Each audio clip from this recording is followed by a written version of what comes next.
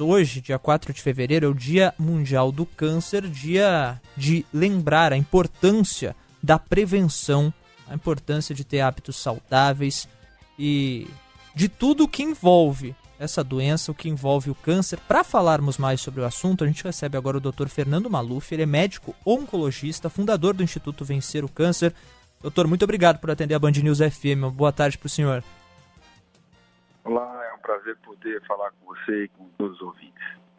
Bom, doutor, uma data muito importante, porque a gente está falando, afinal de contas, de uma doença que acaba sendo talvez o principal desafio hoje da medicina quando a gente fala de pacientes. Acho que, falo por mim e pelo que eu acompanho e converso com muitas outras pessoas, tem sido cada vez mais comum familiares, enfim, amigos que descobrem que tem câncer, e é sempre uma luta difícil, embora possível de se vencer.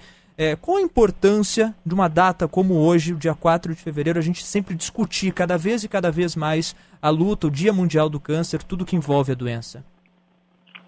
A importância é muito, muito grande, por um motivo simples.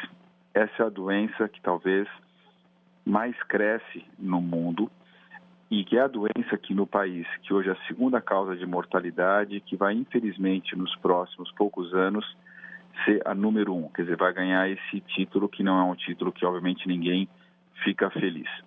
Por outro lado, nós sabemos que essa doença consegue ser evitada em pelo menos 50% dos casos, de acordo com o nosso modo de vida, de acordo com a direção que a gente dá para a nossa vida e que está sob o nosso comando.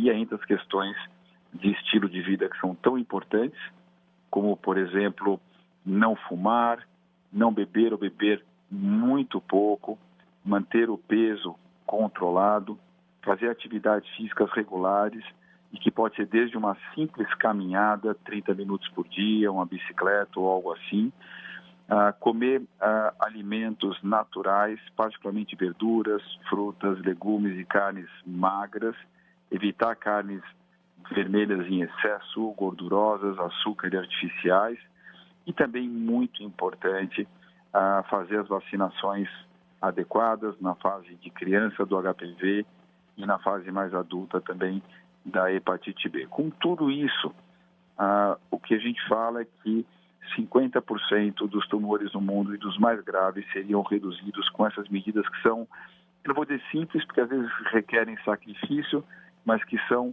muito realistas para qualquer pessoa. Agora, doutor, segundo o INCO, Instituto Nacional do Câncer, até 2025 o Brasil deve registrar uma média de 704 mil casos da doença por ano. Agora, de 2023 até 2025. Isso, claro, não é pouca coisa. Como o senhor ressaltou, é uma doença com uma alta taxa de mortalidade.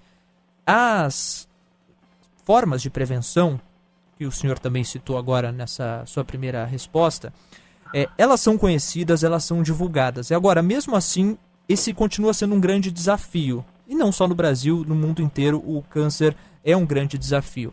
Como o senhor, enfim, a medicina acredita que... Por que isso continua acontecendo? Ainda precisa ser mais publicizado? É uma questão de informação mesmo, de acesso à informação para a população? Ou é mais uma questão de dificuldade mesmo de adotar estes hábitos que podem ajudar e tanto na luta contra essa doença? É um conjunto. Veja, a informação é uma arma poderosíssima contra todas as doenças e em particular contra o câncer. Eu sempre falo que para abater o inimigo, uma das partes mais importantes é conhecê-lo em detalhes, em profundidade, para você saber como que você vai abatê-lo ou evitá-lo. Então, as questões da qualidade de vida, elas são muito importantes, mas elas não se restringem somente ao paciente. Elas se restringem também ao sistema de saúde, que vai facilitar o acesso a essas medidas que envolvem melhora da qualidade de vida, e também ao sistema de saúde, que vai facilitar que pessoas que eventualmente queiram deixar hábitos ruins possam fazê-los com segurança. Eu vou dar um exemplo. O Brasil é um país que é um exemplo em campanhas antitabagismo, não só por colocar nos cigarros figuras de pessoas que contraíram uma infecção grave no pulmão, que desenvolveram câncer com uma traqueostomia, por exemplo, que foram operados do coração, mas porque também criou os isolamentos de quem fuma e quem não fuma, porque elevou de modo importante os impostos e as taxações para os produtores de cigarro. Isso teve um impacto muito importante. A pergunta é por que não fazer isso com as comidas, que também pode ser algo muito bom por um lado, pelo outro. E aí, eu vou dar um exemplo. Por que não no país taxar de modo importante medicações que sabidamente fazem mal à saúde? Dietas artificiais, por exemplo, que são muito importantes e comprovadamente fazem mal, embutidos e latados que fazem mal, e porque através desses impostos mais altos, não baratear o acesso na mesa do brasileiro e da brasileira às alimentações saudáveis, como por exemplo as verduras, carnes brancas, legumes, frutas, etc. Então, existe uma série de medidas que não vão só da informação às pessoas, mas que vão do trabalho governamental para outra vez modificar as políticas de saúde e as políticas econômicas para que o brasileiro e a brasileira tenham mais acesso e facilidade às medidas de prevenção. Está conversando aqui na Band News FM com o Dr. Fernando Maluf, médico oncologista, fundador do Instituto Vencer o Câncer. Este dia 4 de fevereiro é o Dia Mundial do Câncer. E, doutor, como a gente falava sobre os alertas, sobre a importância da prevenção contra o câncer, na esteira desses alertas, há diversas campanhas, entre elas a campanha Vá de Lenço da Associação Brasileira de Linfoma e Leucemia. Qual o objetivo dessa campanha nesse trabalho também de luta contra o câncer?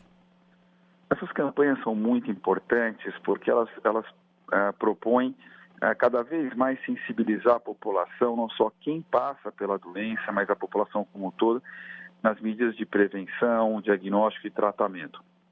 E nesse sentido, a gente fala de vida para quem é saudável e que a gente não quer que desenvolva uma doença como o câncer, mas tem uma outra parte muito importante, que são os exames popularmente chamados de exames preventivos.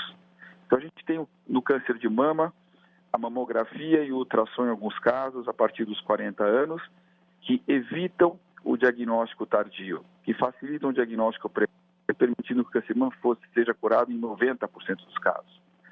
A gente tem um simples exame físico, que é o toque retal, com sangue chamado PSA, que também, a partir dos 50 anos nos homens, diminui de modo importante o diagnóstico tardio no câncer de próstata, que é o mais comum no homem, e cujo diagnóstico precoce, que é a ideia desses exames, é fazer a cura acontecer em 90% a 95% dos homens. Perfeito. Conversamos aqui na Band News FM com o Dr. Fernando Maluf, médico oncologista, fundador do Instituto Vencer o Câncer. Obrigado a ele pela participação